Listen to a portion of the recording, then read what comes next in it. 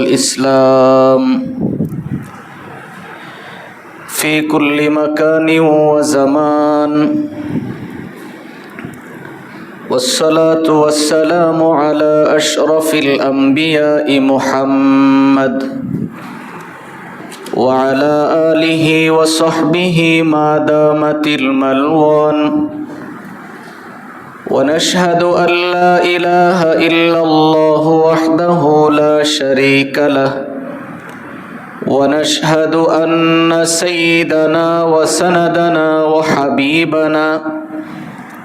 وحبيب ربنا ومحبوبنا ومعشوقنا ومولانا محمدا عبده ورسوله صلى الله تعالى عليه وعلى آله وأصحابه وبارك وسلم تسليما كثيرا. أما بعد، فأعوذ بالله من الشيطان الرجيم. بسم الله الرحمن الرحيم. إنا عرضنا الأمانة على السماوات والأرض والجبال فأبين أن يحملنها وأشفقن منها وحملها الإنسان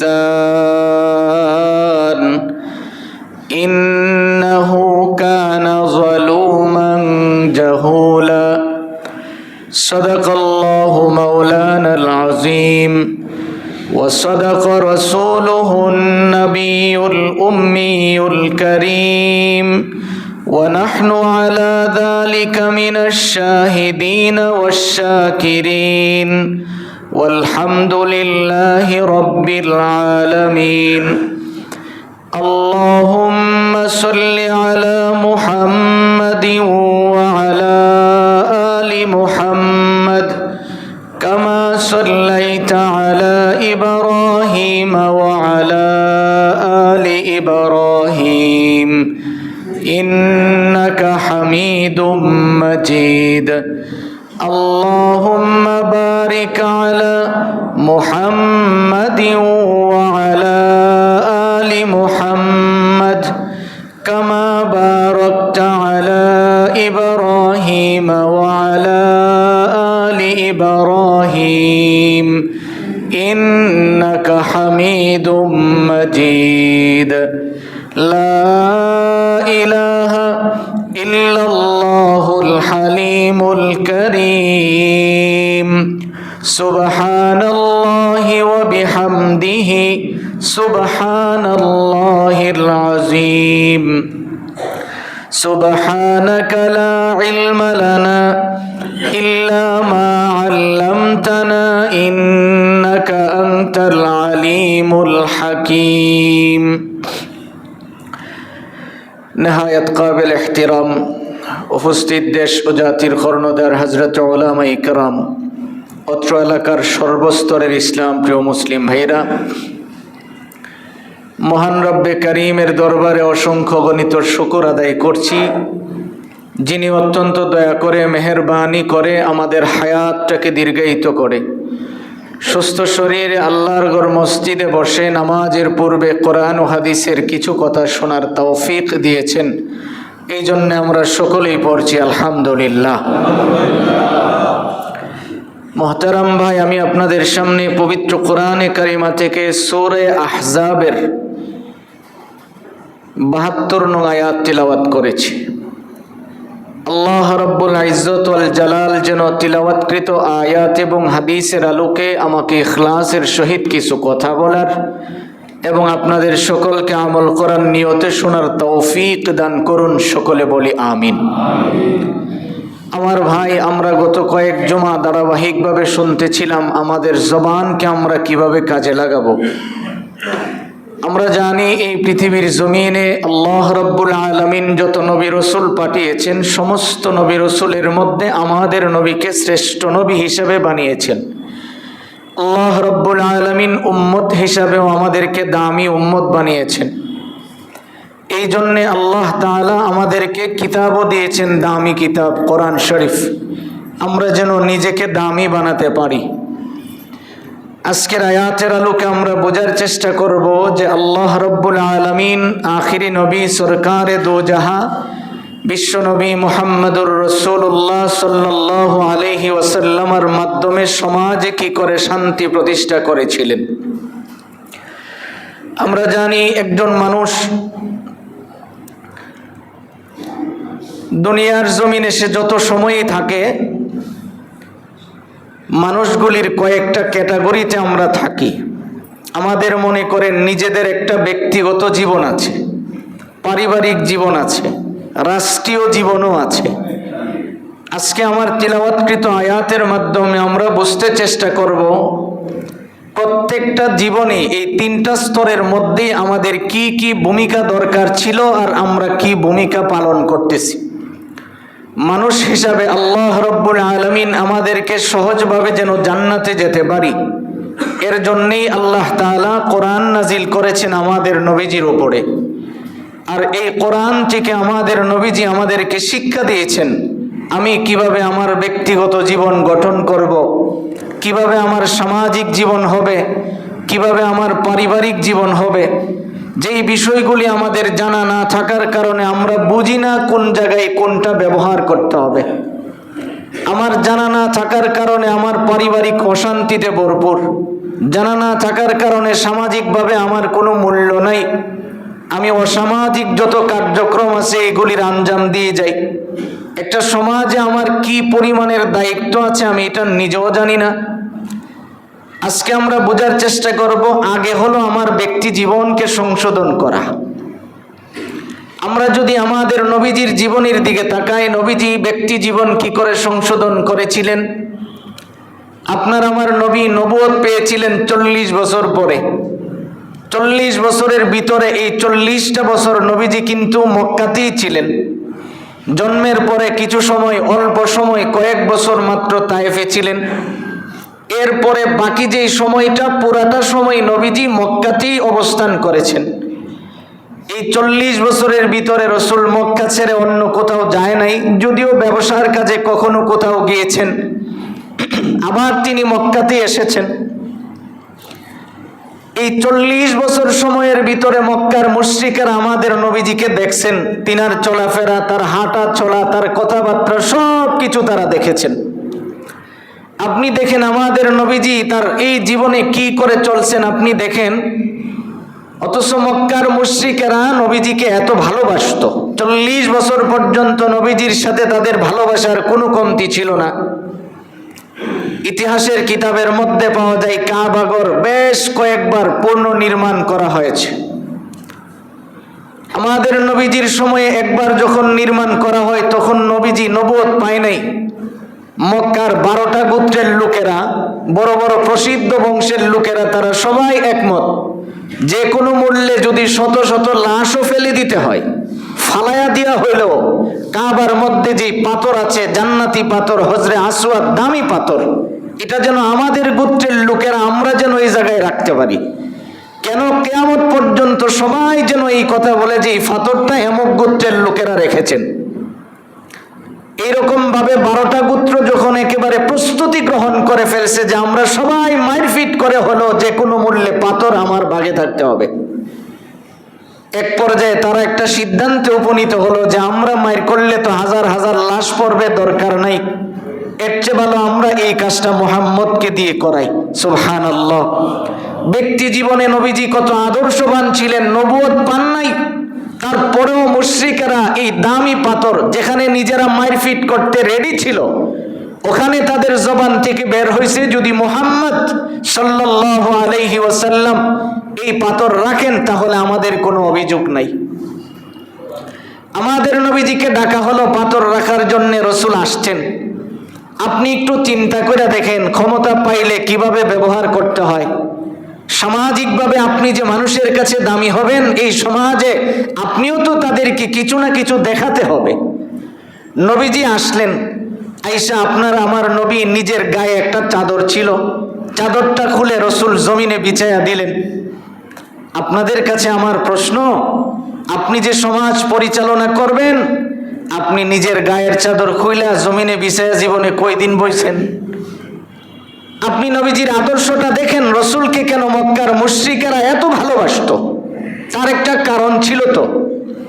নবীজি নিজের চাদর মুবারক শরীর থেকে জমিনে বিছালেন, নিজ হাতে পাথরটা রাখলেন এই চাদরের উপরে, রাইখা 12টা গোত্রের 12 দোকানে 24 জনরে ডাক দিছে, দিয়ে বলছে আপনারা আপনাদের গোত্রের 2 জন করে লিডার আমার এখানে আসেন, আপনারা আপনাদের এলাকার থেকে নির্বাচন করবেন কাকে নিয়ে আসবেন। 24 জন আইসা চাদর মোবারকে ধরে বললেন আপনারা পাথরটা কাবার এই কোনা বরাবর নিয়ে আসেন। তারা যখন নিয়ে আসছে, আমাদের নবী নিজ হাতে ওখান থেকে উঠায়া পাথরটা এই জায়গায় রেখে দিলেন। সুবহানাল্লাহ। হযরত আসওয়াদ এখন যেই জায়গায় আছে, রসুল ওখানে রাখলেন। 12 গোত্রের লোকেরাই তো মহা খুশি যে আমরা সবাই তো এই কাজে অংশগ্রহণ করছি, এখন মারপিট বন্ধ হয়ে গেল। তাহলে আপনি চিন্তা করে দেখেন, ব্যক্তি জীবনে আমাদের নবীজি কি পরিমাণের আদর্শওয়ালা ছিলেন। নবীজির কাছে তো তারা ক্ষমতা হস্তান্তর করেছিল যে আপনি পাথর রাখেন, কিভাবে রাখবেন, কোন সময় রাখবেন, এটা সম্পূর্ণ আপনার এখতিয়ার। আমাদের নবী তো এটা করেন নাই, তাদের গোত্রের লোকদেরকে দিয়া পাথরটা এখানে এনেছেন। এবার আসুন সাহাবায়ে কেরাম থেকে জানি, হাদিস শরীফের মধ্যে আসছে, মুসলিম শরীফের হাদিস, ওমর ইবনে আবি সালামা নবীজির অত্যন্ত আদরের একজন সাহাবী ছিল। তাফসীরের কিতাবে আসছে ওমর ইবনে আবি সালামা, হাদিসের কিতাবেও পাওয়া যায়, জীবনে সবচেয়ে বেশি নবীজির কুলে উঠছেন। সুবহানাল্লাহ। নবীজির কুলে ওঠা এই ছোট্ট সাহাবী, তার মূল্য কত, আর এই কুলটারই দাম কত? যার কুলে উঠেছেন এই কুলের দামটা কত? হাদিস শরীফের মধ্যে আসছে, নবীজি বলেন শোনো, আল্লাহ রাব্বুল আলামিন গোটা পৃথিবীর যত সম্মান দিয়েছেন, আসমানের যত সম্মান, জমিনের যত সম্মান, 7 আসমানের উপরের যা সম্মান, জমিনের নিচে যা সম্মান, একেবারে পৃথিবীর শুরু থেকে নিয়ে সমস্ত নবী রাসূলের যা সম্মান ছিল, সমস্ত ইজ্জত সম্মানকে একত্রিত করলে যা হয়, এর চেয়ে বহুগুণ বেশি ইজ্জত সম্মান আল্লাহ আমাকে দিয়েছেন। সুবহানাল্লাহ। আর সেই নবীজির কুলে উঠছেন, এই কুলটা কত দামি একটা কুল।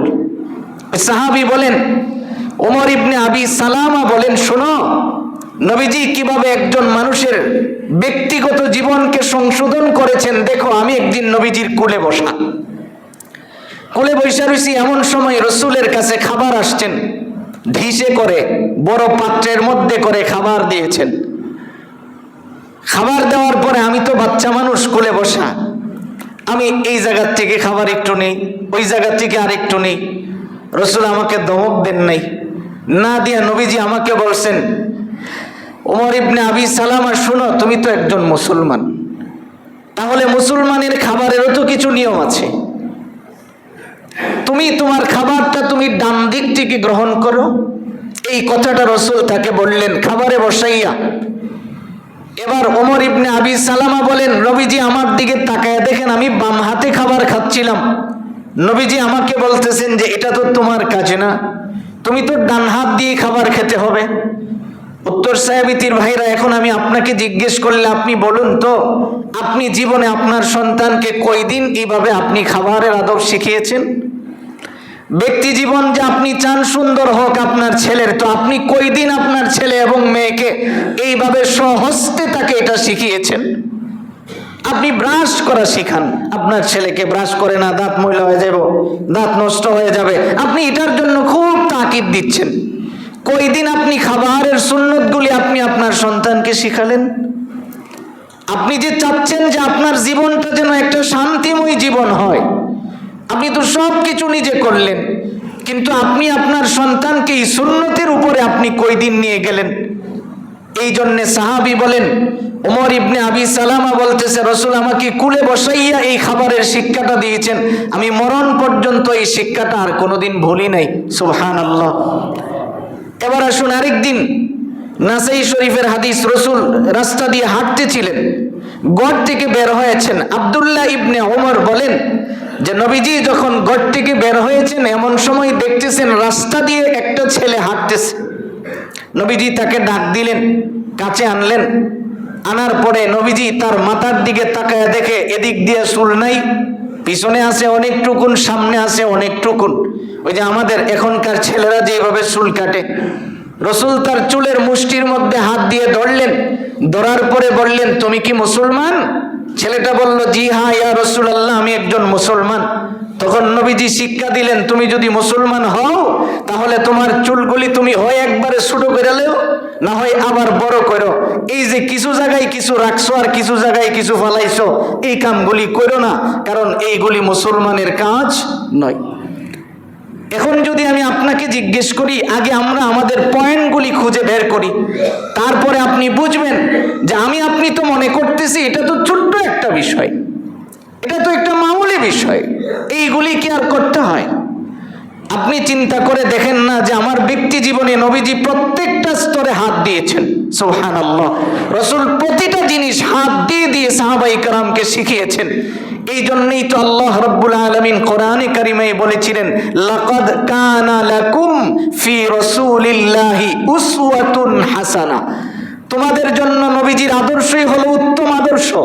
যেখানে অন্য কোথাও যদি তুমি আদর্শ খোঁজো, তাহলে আদর্শ তুমি খুঁজে পাবে না। তুমি যেইটুকু নবীজির কাছে পাবে, এটা বাহিরে অন্য কোথাও তুমি পাবে না। এবার আসুন, যেই কথা বলতেছিলাম, 3 নম্বরের দৃষ্টান্ত শুনাই, পারিবারিক জীবন। এতক্ষণ তো আমরা বুঝলাম যে এটা হলো আমার ব্যক্তি জীবনে রাসূল হাত দিয়ে দিয়ে আমাকে শিখিয়েছেন। এখন শুনেন, পারিবারিক জীবনে কিছু কলহ আমাদের থাকে। এই ব্যাপারে আম্মা জান আয়েশা সিদ্দিকা থেকে বর্ণিত হাদিস, তিনি বলেন যে নবীজি সাল্লাল্লাহু আলাইহি ওয়াসাল্লাম একদিন সাহাবায়ে কেরামদের সামনে বয়ান করতেছিলেন। এমন সময় একজন সাহাবী সামনে বসে রয়েছে। বসে থাকা অবস্থায় তিনার একটা ছেলে বাচ্চা, ছোট বাচ্চা দৌড়ায় আসছে। আসার পরে বাবাকে জড়াইয়া ধরলো, বাবাও তাকে জড়াইয়া ধরছে। কপালের মধ্যে চুমু দিয়া বাবা তাকে বাম উরাতের উপরে বসাইছে। নবীজি দেখতেছেন, আর নবীজি হাদিস বর্ণনা করতেছেন, সাহাবায়ে কেরামদের সামনে হাদিস শোনাচ্ছেন। কিছুক্ষণ পরে ওই সাহাবীর আরেকটা মেয়ে বাচ্চা দৌড়ায় আসছে। আসার পরে বাবারে জড়াইয়া ধরছে, কিন্তু বাবা অনিহার একটা ভাব দেখাইয়া বাচ্চাটাকে টান দিয়া পাশে বসাইয়া দিছে। উত্তর সাহাবীদের ভাইরা, আপনারা একটু ভালো করে এই জিনিসটা বুঝেন। নবীজি হাদিস বর্ণনা করতেছিলেন, এমন সময় আল্লাহর রাসূল হাদিস বলা বন্ধ করে দিলেন। নবীজির চেহারার রং পরিবর্তন হয়ে গেছে। রাসূল এই সাহাবীকে ধমক দিয়া বলে, তোমার কি বাম উরাতটা অচল হয়ে গেছে? আপনি একটু চিন্তা করেন, নবীজি জিজ্ঞেস করে, তোমার কি বাম রান যে আছে এটা কি প্যারালাইজ হয়ে গেছে? সাহাবী বলে, না ইয়া রাসূলুল্লাহ, এটা তো আমার সুস্থ আছে। তাহলে তুমি তোমার ছেলেকে ডান পাশে বসাইলা, মেয়েটাকে কেন জমিনে বসাইলা? এটা তো তোমারই মেয়ে, তো তুমি তো তোমার মেয়েকে বাম উরাতের উপরে বসানো, এটা তোমার নৈতিক দায়িত্ব। এবার আপনাকে আমি বলি, আপনি আপনাকে জিজ্ঞেস করেন, আপনি আপনার ছেলে মেয়ের বেলায় কতটুকুন হিসাব নিকাশ করছেন? আপনি আপনার ছেলে মেয়ের বেলায় সম্পত্তি বন্টন, এইগুলি বলতে গেলে আমার অনেক লম্বা সময় নিয়ে বলতে হবে, আমি এটা বলবো না। শুধু এইটুকুন বুঝাইতে চাচ্ছি, আপনি যে পারিবারিক জীবনে শান্তি চাচ্ছেন, আপনি তো পারিবারিক জীবনটাকে শান্তি মতো গঠন করতে পারলেন না। আপনি স্থাবর অস্থাবর যত দামি দামি সম্পদগুলি আছে, এইগুলি ছেলেদেরকে দিলেন। জিগাইলে কোন ছেলেরা ছাড়া আমার খেদমত করার কি আছে? মেয়ে তো আরেক বাড়ি চলে গেছে। আল্লাহর রাসূল কই, মেয়ে যে আরেক বাড়ি গেছে তো তোমার গড়তে হয়েই গেছে। তো তুমি যে এইভাবে তোমার মেয়েটাকে ওখানে রাখলে, কেন তুমি তোমার এই বাম উরাতের উপরে রাখলে না? এই জন্য রাসূল শিখিয়েছেন। আম্মা জান আয়েশা সিদ্দিকা কয়, কেউ যদি মেয়ে হওয়ার পরে, আমরা তো ছেলের প্রতি খুব বেশি আকর্ষণ, রাসূল কয় কারো যদি মেয়ে হয়, মেয়ে হওয়ার পরে এই লোকটা যদি খুশি হয়, কি হয় বলেন? কি হয়? খুশি হয়। খুশি, এখন খুশিটা আবার অন্যরকম না, দিল থেকে খুশি হয়। খুশির তো অনেক কোয়ালিটি আছে, জিগাইলে তো কেউ খুশি হয়েছি, তো কি জাত যে হয়েছেন এটা আপনিও জানেন, আমিও জানি। আল্লাহর রাসূল কই, কেউ যদি দিল থেকে খুশি হয়, খুশি হয় আর শুকরিয়া আদায় করে, আর এই মেয়েটাকে সুন্দরভাবে ইসলামের উপরে রাখে, নবীজি বলেন এই মেয়ের খাতিরে আল্লাহ তাকে জান্নাত দিয়ে দিবেন। এখন বুঝেন আপনার পারিবারিক জীবন। 4 নম্বর শুনেন, আম্মাজান উম্মে সালমা রাদিয়াল্লাহু আনহা থেকে বর্ণিত। এবার আসুন আমরা সামাজিক জীবন সম্পর্কে কিছু কথা শুনি, যে এই কথাটা আজকে আমি আপনাদেরকে বুঝাইতে আমি আয়াতটুকুন তেলাওয়াত করেছি।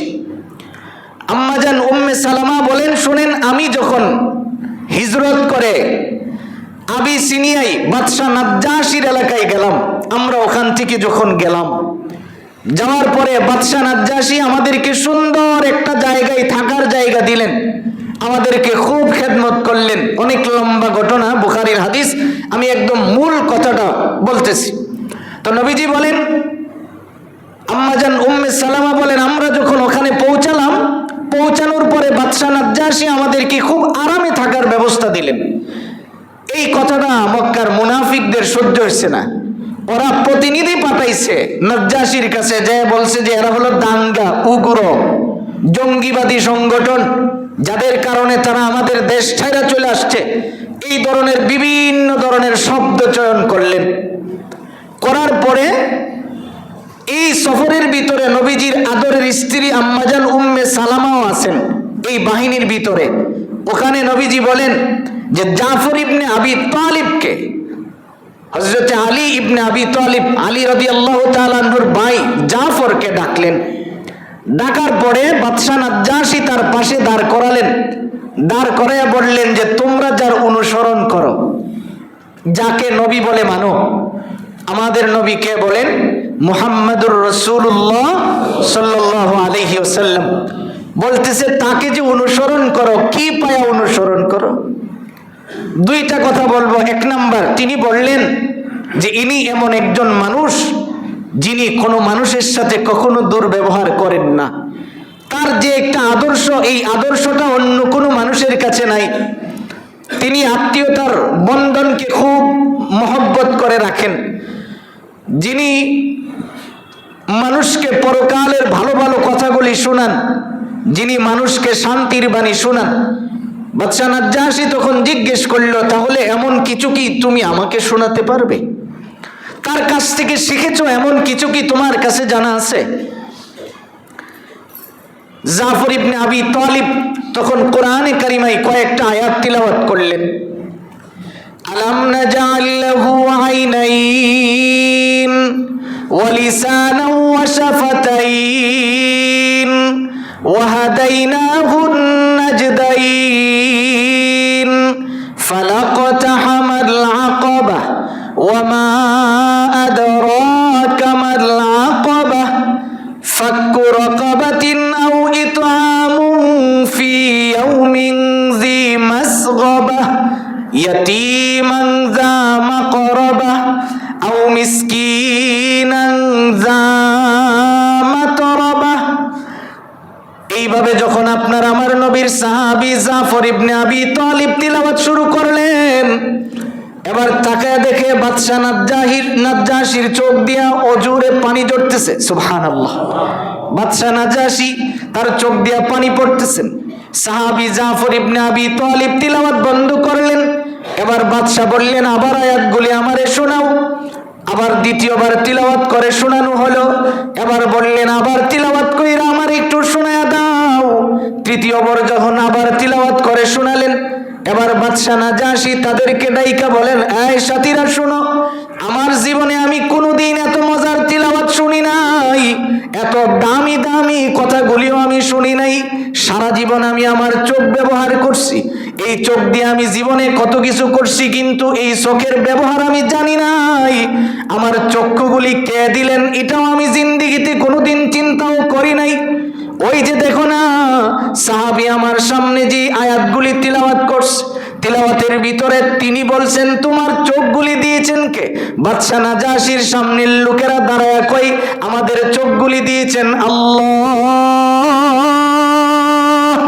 এবার বাদশাহ নাজ্জাশী বলেন, শোনো, যেই জবান দিয়ে তুমি এই লোকের বিরুদ্ধচারণ করলা, বলো না পৃথিবীর জমিনে এমন বহু মানুষ আছে যাদের মুখ আছে কিন্তু ভিতর থেকে আওয়াজগুলি বের হয় না। এই ভিতর থেকে আওয়াজগুলি যিনি বের করেন তিনি কে? আরো জোরে বলুন না কে? জবান যদি বন্ধ হয়ে যায়, পৃথিবীর কেউ পারেন না এই জবান ফিরিয়ে দিতে। এই জন্য আল্লাহ রাব্বুল আলামিন কয় ওয়ালিসানা ওয়া শাফাতাইন।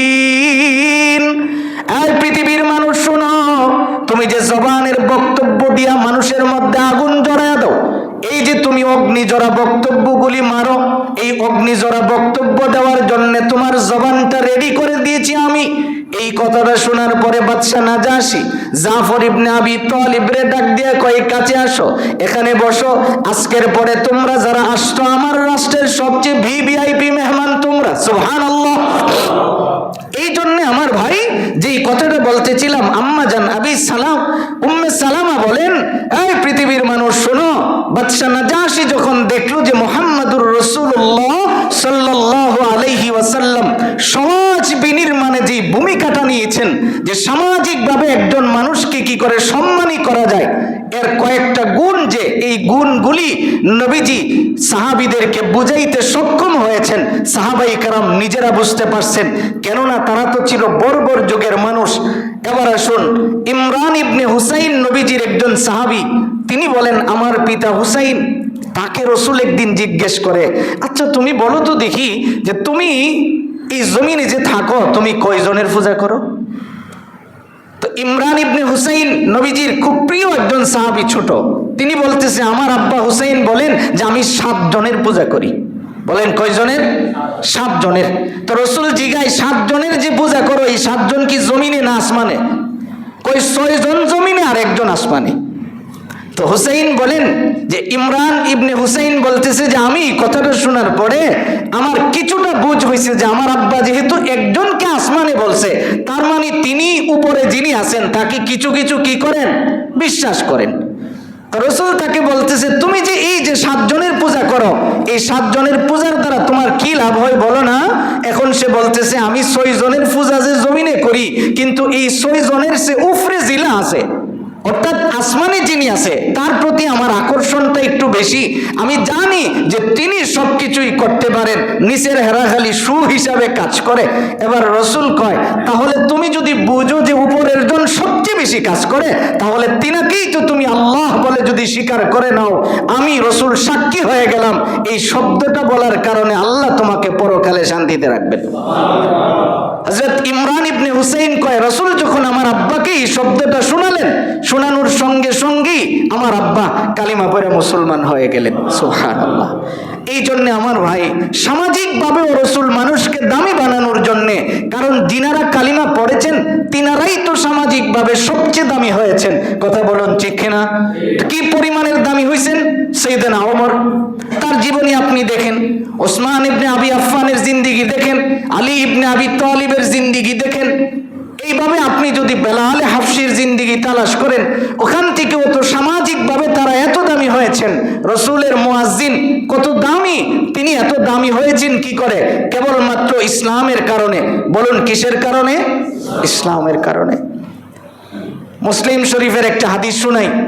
আপনার আমার নবীজি যখন কোরআনের কথাগুলি বলতে লাগলেন, একজন খ্রিস্টান আইসা কালিমা পড়ছে নবীজির কাছে। নবীজির কাছে আইসা কালিমা পইরা এখন সে মসজিদ আর ছাড়ে না, মসজিদই থাকে, নবীজির কাছাকাছি থাকে। রসুল দেখলেন যে সে তার কাছাকাছি, নবীজির কাছাকাছি সময় পার করেন। জিজ্ঞেস করল, তুমি এখান থেকে কেন যাও না? তো সে বলতেছে, আমি এই জায়গার থেকে এই জন্য যাই না যে আপনার কাছ থেকে বাহিরে গেলে আমার ভালো লাগে না। নবীজি বুঝলেন যে এই লোকটা রসুলের প্রতি কি ভালোবাসা অনেক বেশি। এখন নবীজি তাকে কাতেবে ওহির দায়িত্ব দিল যে তুমি এখন থেকে কোরআন আমার উপরে যা নাজিল হবে এটা তুমি লিখবে। সুবহানাল্লাহ। কত দামি হয়ে গেলেন, ছিল খ্রিস্টান হইল মুসলমান, এখন এত দামি হয়েছে, তিনি কি করেন? কোরআন লিখেন। কিছুদিন পরে সে তার গোত্রে চলে গেছে। ওখানে যাওয়ার পরে সে গুমরা হয়ে গেছে। এখন এলাকার লোকজনের কাছে যায়, মুহাম্মদ তো কিচ্ছু জানে না, আমি যা লেখা দিই আমার এই লেখাটা সে মানুষের সামনে কয়। জোরে বলুন নাউজুবিল্লাহ। এই সংবাদটা যখন নবীজির কাছে আসছে, রসুল মনে খুব কষ্ট পাইছেন। কিছুদিন পরে তার ইন্তেকাল হয়ে গেছে। খ্রিস্টানের কবরে যথারীতি নিয়মে তাকে দাফন করা হয়েছে। দাফন করার পরে পরের দিন সকালবেলা তার গোত্রের লোকেরা যায় দেখে কবর থেকে যে তার লাশটা উঠাইছে, উঠাইয়া দেয়ালে ডিল মারলে যেভাবে যায় দূরে ছিটকা পড়ে, এইরকম ছিটকা পড়ে রয়েছে। তার এলাকার লোকজন মানুষের সামনে এই কথা প্রকাশ করতে লাগলো যে হ্যাঁ, মুহাম্মাদের দল ছেড়ে হওয়ার কারণে রাত্রের বেলা মোহাম্মদ নিজে আয়া আমগুল লোকের লাশটা উঠাইয়া ফালাইয়া দিছে। জোরে বলুন নাউজুবিল্লাহ। এই কথা বইলা তারা চিন্তা করছে পরের রাত্রে যদি আয়া আর যেন না উঠাইতে পারে। আজকে মনে করেন 3 ফিট নিচে দিছিল, পরের দিন 3 তিরিকা 9 ফিট নিচে ডাবাইছে লাশটা। তো পরের দিন তারা আবার আসছে, আইসা দেখে যে আগের চেয়ে আরো বড় গর্ত, আর লাশ আরো দূরে ছিটকে পড়ে রয়েছে। এই অবস্থাটা দেখা তারা চিন্তা করলো এটা মুহাম্মদের একার কাজ না, মনে হয় তার দলবল নিয়ে আইসা সারা রাত্রে এই কামটা করছে। এখন তারা পরের দিন মনে করেন আরো 10 ফুট অর্থাৎ 19 ফুট নিচে ডাবাইছে, লাশটা রাখছে। পরের দিন আইসা দেখে মোটামুটি কবরস্থান অর্ধেকটাই খনন করা, আর লাশটা যে ছিটকে পড়ে আছে, কাপড় টাপড় গুলি আগের মতো আর ভালো নাই, হাড় গুড় ভাঙা গুড়া হয়ে এরকম তেতলে পড়ে আছে লাশটা। এখন তারা চিন্তা করলো এটা মুহাম্মদের কাজ না, নিশ্চয়ই মুহাম্মদের রব মনে হয় এই কাজ করে। হাদিস শাস্ত্রে পাওয়া যায় এই কথাটা তারা বইলা, এই যে এই গোত্রের যতগুলি খ্রিস্টান ছিল সবাই নবীজির কাছে গিয়া কালিমা পড়ে মুসলমান হয়ে গেছে। এখন আপনি চিন্তা করে দেখেন সামাজিকভাবে নবীজির আদর্শটা কি ছিল। আল্লাহর রসুলের ব্যাপারে সে বিশুদ্ধার ছড়াইছে, মিথ্যা প্রপাগান্ডা ছড়াইছে, মানুষের কাছে তহমত দিয়েছে, নবীজির ব্যাপারে মিথ্যা রটাইছে। রসুল চাইলে তো তারে দৈরাই না সবার সামনে বিচার করতে পারতো কিনা? মুরতাদের ব্যাপারে সরাসরি কোরআনে আয়াত নাজিল হয়ে গেছে, তাকে হত্যা করার ব্যাপারে আয়াত নাজিল হয়ে গেছে। রসুল কিন্তু কাউকে বলেন নাই ওরে দৈরা নিয়ে আসো, আয়না হত্যা করে ফেলো, এই কথাটা নবীজি বলেন নাই।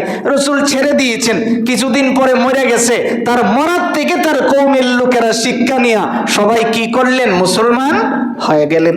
তাহলে সামাজিকভাবে আপনি চিন্তা করে দেখেন না আপনার আমার নবী কি পরিমাণে এই জিনিসটা আমাদেরকে শিখিয়েছেন। আপনারে কেউ যদি খালি শাস্ত্র বয়াক এমন তো খুব খারাপ লোক, তাহলে আমার যদি পাওয়ার থাকে আমি কি করি? তারে বালিশ ছাড়া কি করে শোয়া দেওয়া যায় সেই চিন্তায় ব্যস্ত হয়ে যাই। আমার তো উচিত ছিল তাকে ছেড়ে দেওয়া, তার মতো করে সে চলুক না। আমার আদর্শ দেখাই তো একজন মানুষ আমাকে মানবে। আমি যদি তার সাথে ব্যবহারটা যদি আমার সুন্দর হয়, আমি যদি তাকে আদর্শটা ভালো করে দিতে পারি, তাহলে এনে সে আমার কথা মানবে। তা আমি তো চাই যে আমার ক্ষমতার বলে চলে বলে কৌশলে তাকে কি করে আমার আনুগত্য স্বীকার করানো যায়। আর কোরআন এবং সুন্নাহ বলে যে তুমি যদি সামাজিকতা সুন্দর চাও, সমাজ বিনির্মাণে রসুল যে আদর্শ শিখিয়েছেন এটা যদি চাও, তাহলে তোমার কাজ হবে তোমার ব্যবহারের দ্বারা মানুষ তোমার কাছে ভিড়বে, তোমার আদর্শের দ্বারা মানুষ তোমাকে ভালো মন্দ এটা যাচাই করবে। তাহলে আমার তো উচিত ছিল যে আমি আদর্শবান হয়ে যাওয়া, আমি বালিশ ছাড়া শোয়ানোর চিন্তা আমার করা তো উচিত না, কেননা এটা তো রসুল করেন নাই। বলেন এটা কি নবীজি করছেন? যদি করতেন আপনি ভালো করে দেখেন, রসুল যখন চলে আসলেন মক্কা থেকে হিজরত করে মদিনায়, মদিনার থেকে আবার যখন মক্কায় প্রবেশ করলেন, ওই সময় প্রবেশ করার সময় তো রসুলের সাথে লক্ষাধিকের উপরে সাহাবাই কেরাম ছিল, তখন তাদের পাওয়ারফুল ছিল। আল্লাহর রসুল তো দুইকেই বলছেন যাদের তরবারির খাপ খোলা আছে খাপের ভিতরে ঢুকাও, যাদের তরবারি খোলা আছে এটা খাপের ভিতরে ঢুকাও, যারা যেখানে পাবে তাদেরকে তোমরা কোনোদিন মারধর করবে না। রসুল তো ওখানে নিষেধ করে দিয়েছেন। কেন? আল্লাহ রসুল বুঝাইতে চাইলেন সামাজিকতা অনেক সময় নীরব থাকার ভিতরও বিপ্লব ঘটে। কথা বলুন ঠিক কিনা? অনেক সময় আপনার ধৈর্যের ফল যদি আপনি দেখাতে পারেন। এবার আসুন আমরা একটু বোঝার চেষ্টা করি আল্লাহ রসুল সাল্লাল্লাহু আলাইহি ওয়াসাল্লাম কি পরিমাণে মানুষকে সামাজিকভাবে সম্মানিত করেছেন।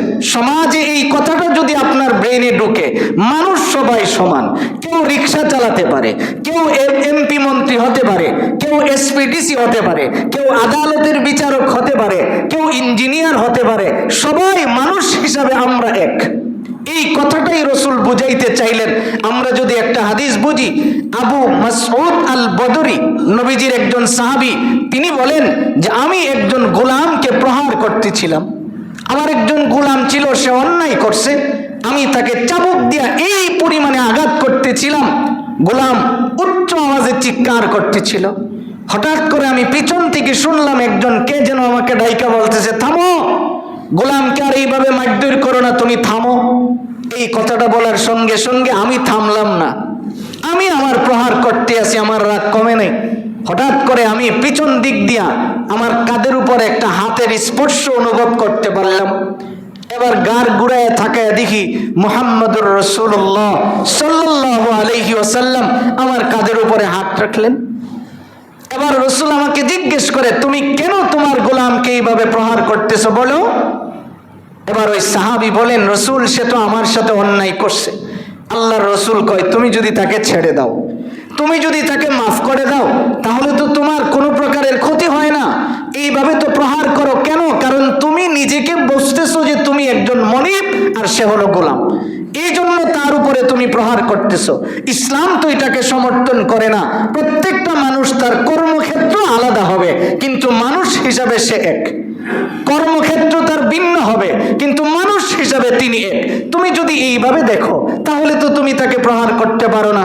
আবু মুসা আল বদরি বলেন যে এই কথাটা আমি যখন আমার কানে শুনলাম, আমার তখন নবীজির কথাটা এই পরিমাণে আমার কানে ঢুকছে, এর সুজন্যে আমি তার কাছ থেকে ক্ষমা নেওয়ার জন্যে আমি আমার গোলামকে চিরদিনের জন্য আমি আজাদ করে দিলাম। আমি তাকে বললাম যে আমি যে তোমাকে প্রহার করছি, আমি যে তোমার উপর আক্রমণ করছি, আমি যে তোমাকে কষ্ট দিছি, তুমি আমাকে মাফ করে দাও। আর এর বিনিময়ে আমি তোমাকে কি করলাম? আল্লাহর রাস্তায় আজাদ করে দিলাম। এখন থেকে তুমি আর গোলাম না। এই জন্য আমার ভাই, আপনি একটু ভালো করে বুঝেন না যে নবীজি সাল্লাল্লাহু আলাইহি ওয়াসাল্লাম কি পরিমাণে সমাজ থেকে বৈষম্য দূর করার চেষ্টা করছেন। নবীজি এই জিনিসটাই, নবীজির মিশনটাই ছিল যে সামাজিক জীবনে যেন মানুষ এক হয়ে যায়। এই জন্য বৈষম্য দূর করার জন্য দেখেন রসুল কিভাবে এই কাজগুলি করছেন। আল্লাহর রসুল সাল্লাল্লাহু আলাইহি ওয়াসাল্লামের সাহাবী মারুর ইবনে মুআইদ একজন সাহাবী, তিনি বলেন, একদিন আমি দেখতেছিলাম নবীজির সাল্লাল্লাহু আলাইহি ওয়াসাল্লামের সাহাবী আবু যর গিফারি রাদিয়াল্লাহু তাআলা আনহু, তিনি দামি একটা রেশমি রুমাল গায়ের উপরে রাখছেন, দামি চাদর। পাশাপাশি দেখি তার একজন গোলাম, এই গোলামও সেম দামি একটা চাদর পরিধান করে হাঁটতেছে। সাহাবী সামনে যায় বলেন, চাদরটা তো অত্যন্ত সুন্দর দেখা যায়, তা আপনার এবং আপনার গোলামের চাদর তো একরকম দেখা যায়। আপনি যদি গোলামের কাছ থেকে চাদরটা নিয়ে একটা অংশ উপরে পরিধান করেন আর একটা অংশ নিচে পরিধান করেন, আপনাকে তো দেখতে খুব সুন্দর দেখা যাবে। কথাটা আরেকটু সহজভাবে বলি, মনে করেন আপনি দামি একটা কোট লাগাইছেন, এখন যদি নিচের প্যান্টটাও সুন্দর হয়, শু জুতাগুলিও যদি সুন্দর হয়, তাহলে মানুষটা তো আরো সুন্দর দেখা যাবে, তাই না? তো এখন বলতেছে যে আপনি তো ইচ্ছা করলে দুইটা চাদর যেহেতু আছে দামি, আপনি গোলামের গায়ে যে এটা জড়ায় রাখছেন ওইটাকে নিয়ে আইসা আপনি নিচে পরে ফেলেন, আর উপরে তো আপনার চাদর আছে, দেখতে আপনি যে মনিব, এই জিনিসটা বোঝা যাবে। আবু মুসা আল বদরি বলেন যে আমাকে আবু যর গিফারি বলতেছে, মিয়া শোনো, এই গোলামের সাথে আমার একটু কাজ হয়েছে। কাজটা হলো, তার মাকে নিয়ে আমি একদিন গালি দিয়েছিলাম, সে আমার সাথে অন্যায় করছিল, এই জন্য আমি গালি দিয়েছিলাম। আর এই গালিটা শোনার পরে রসুলের কাছে যখন সে বিচার দিছে, নবীজি সাল্লাল্লাহু আলাইহি ওয়াসাল্লাম আমাকে বললেন, তুমি তাকে গোলাম হিসাবে যে এই গালিটা দিয়েছো, এটা তোমার উচিত হয় নাই। আমি এই জন্য তাৎক্ষণিক তার মাকে আজাদ করে দিয়েছি। আজাদ করার পরে এই যে তার ছেলেটা দেখতেছো, আমি ওই দিন থেকে এই ছেলেটাকে আমার সমমনের, আমি যা পছন্দ করি, আমি যা পড়ি, আমি যা খাই, এইগুলি তাকে খাওয়াই। আমি যেই পোশাক পরিধান করি, এই পোশাক পরিধান করায়া আমার সাথে ঘুরাই, আমি আমার মনটাকে এই কথা বুঝাই, সাময়িক সময় যে তুমি তাকে গোলাম ভেবেছিলে, মনে রাখো সে আর তোমার মধ্যে কোনো পার্থক্য নাই, কারণ তার আর তোমার যিনি সৃষ্টিকর্তা তিনি কে? বলুন না কে? তাহলে আপনি যে মানুষের মধ্যে শ্রেণী বের করলেন, বৈষম্য যে আপনি করলেন, ইসলাম তো কোনো বৈষম্যকে সমর্থন করে না। ইসলাম চাই যে সবাই এক সমান, কর্মক্ষেত্র যার যার আলাদা থাকে। এই জন্যে রসুল সমাজ বিনির্মাণে সবচেয়ে বেশি মেহনত করেছেন। সমাজ বিনির্মাণে নবীজি কি করছেন? সবচেয়ে বেশি মেহনত করছেন। আমার ভাই, এইভাবে যদি আমি আপনাদেরকে একটা একটা করে বলতে চাই, তাহলে আপনি আমার আজকে কয়েক ঘন্টা বলেও শেষ করা যাবে না। ছোট্ট একটা কথা বলে আমি আমার আয়াতের কথাটা গুছিয়ে ফেলবো। আল্লাহ রসুল সাল্লাল্লাহু আলাইহি ওয়াসাল্লামের সময় কুরাইশ বংশের একজন মহিলা চুরি করছে। আপনারা জানেন, লম্বা চূড়া কথা, চুরির সংবাদ নবীজির কাছে আসছে, রসুল বিচার করবেন, চুরির বদলে হাত কেটে দিবেন সিদ্ধান্ত নিয়েছেন। মজার একটা কথা মনে হয়ে গেল, বাদশাহ হারুন রশিদের জমানায় একজন বুজুর্গ বাইজিদ বুস্তামি রহমতুল্লাহি আলাইহি তিনি রাস্তা দিয়ে হাঁটতেছেন, হঠাৎ করে দেখে যে একজন চোররে ফাঁসিতে ঝুলায় রাখছে। তো ফাঁসিতে যে লটকায় রাখছে তার দুইটা হাত নাই, দুইটা পা নাই, হাঁটুর থেকে নিচের অংশটা কাটা, হাঁটুটা আছে। লোকজনকে জিজ্ঞেস করলো, একজন মানুষ অন্যায় করলে তার ফাঁসি হতে পারে, কিন্তু এইভাবে বিক্ষিপ্ত অবস্থায় তার হাত পা গুলি কাইটা দিল, এটা কেমন অমানবিক কাজ হইল?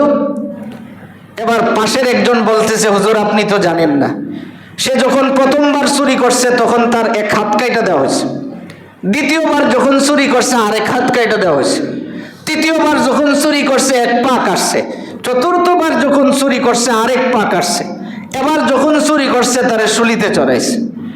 এবার বাইজিদ বুস্তামি হাজার হাজার মানুষের মধ্য থেকে, লোকজন তো ঘিরে আছে লাশটা, ওগুলো কইলে একটু সাইড দেন, তো লোকজনকে সরে আসতে করে গেছে, যায়া ওর যে হাঁটুর থেকে পায়ের অংশ আছে এই জায়গাটা জড়াইয়া ধরে চুমু খাইতেছে।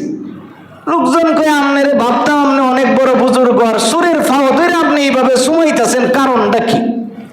এবার বাইজিদ বুস্তামি কয়, মিয়া বুঝলা না তো, আমি তো এই জন্য তার পায়ের মধ্যে চুমু দিছি, সে যে সুর এই জন্য না, সে যে তার এই কর্মের উপর একটা ইস্তেকামত করছে যে মরা যামু তো চুরি ছাড়তাম না। আমি তো এই জন্য তার পায়ের মধ্যে চুমা দিছি যে একবার চুরির কারণে হাত কাটছে এরপরও সে ভালো হয়েছে না, আরেকবার চুরির কারণে আরেক হাত কাটছে তারপরও সে ভালো হয় নাই, আরেকবার চুরির পরে এক পা কাটছে এরপরও ভালো হয় নাই, চতুর্থবার চুরির পরে আরেকটা পা কাইটা দিছে, আমরণ যে সে তার এটার উপরে অটল ছিল। এবার লোকজন কয়, হুজুর বুঝলাম না। বাইজিদ বুস্তামি কয়, আমি তো তার কাজটাকে ঘৃণা করি, কিন্তু সে যে ইস্তেকামত ধৈর্যের একটা পরিচয় দিছে, আমি যদি এইভাবে আমার রবের উপরে অটল থাকতে পারতাম তাহলে তো আমি তার চেয়েও আরো দামি হয়ে যেতাম। আমি তো শুধু এই জিনিসটার উপরে তার পায়ের মধ্যে চুমু দিছি যে মরণ পর্যন্ত সে তার কাজ ছাড়ছে না। বাইজিদ বুস্তামি গোটা জাতিকে উদ্দেশ্য করে বললেন, শোনো, তোমারও আমার কাজ হলো, জীবন যাবে তো আমার সিজদা যেন ছুঁইটা না যায়, জীবন যাবে তো আমি যেন আল্লাহ শব্দ ভুলা না যায়, জীবন যাবে আমি যেন আখিরি নবীকে ভুলা না যায়। এইরকম ধৈর্য যদি আমাদের হয় তাহলে আমরা সবচেয়ে দামি হতে পারবো। এবার আসুন শেষ কথাটা শোনায়।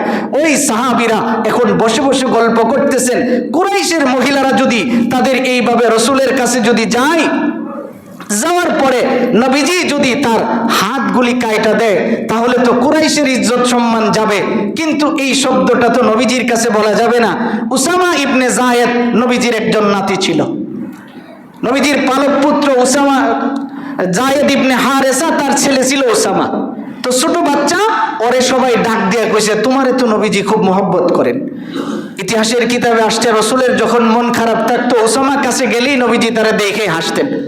তো উসামা নবীজির কাছে গিয়া নবীজির কুলে বসছে, এইভাবে নবীজির এই পেটের উপরে বৈশা দাড়িগুলি নাড়তেছে।